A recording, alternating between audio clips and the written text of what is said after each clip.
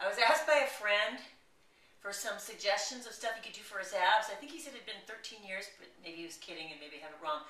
But if you're a person who has not worked out in the core section in a long time, or you don't know where your abs are, maybe they've gone on a little vacation with no forwarding address, then before you even start doing stuff, you want to make sure you're doing it right, because you'd feel bad if you did a whole bunch of stuff and ended up with it very strong but poking out, because people like it in aesthetically, generally speaking. So you want to grab something fairly light.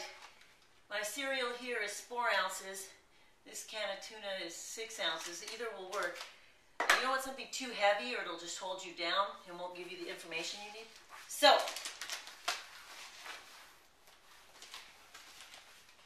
you don't even need to lift your head.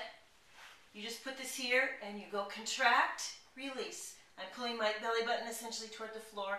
I'm tightening everywhere my belt touches, contract, release. If you go like this, contract, release, contract, release, you know you're doing it wrong and you're pushing out. So yes, you'll be stronger, but I've never met anyone who likes that look.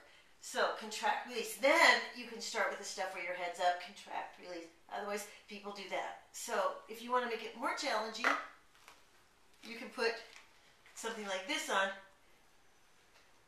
Contract, release, or contract, release, contract, because that will fall right off if you start going bouncy, bouncy, bounce. This one's a little bit harder to do. So that's a great beginning exercise to find out just if you're contracting correctly. And from there, you can move on to doing other ab exercises. All right? Sound good?